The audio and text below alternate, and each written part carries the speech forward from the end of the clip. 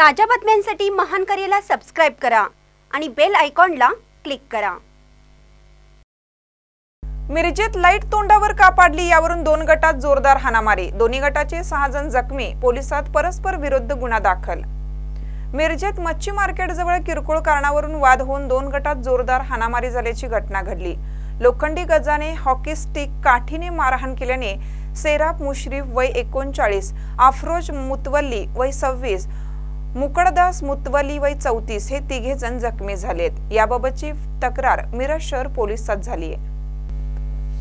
या प्रकरणी आयान पठाण, बाशिद पठाण, साजिद पठाण, अहमद पठाण, बबलू पठाण, इरफान पठाण, लकी पठाण, अय्याज कलावंत, तोहीद शरीक मसलत, मोईन पठाण सर्व राहणार मच्छी मार्केट मिरज यांच्यावर बेकायदेशीर जमाव करून मारहाण करून शिवीगाळ केल्याचा गुन्हा दाखल झाला।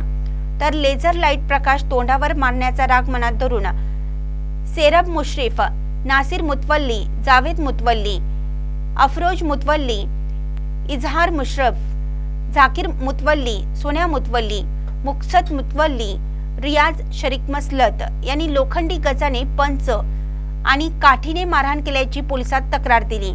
या हाणामारीत साजिद पठाण गटाचे वसीम गाडत, मोईज अली पठाण, तोहीद शरीक मसलत हे तिघे जखमी झाले आहेत। साजिद पठाण यांनी मिरज शहर पोलिसात तक्रार दिली असून 9 जणांच्यावर बेकायदेशीर जमाव करून शिवीगाळ करून मारहाण केल्याचा गुन्हा दाखल झाला।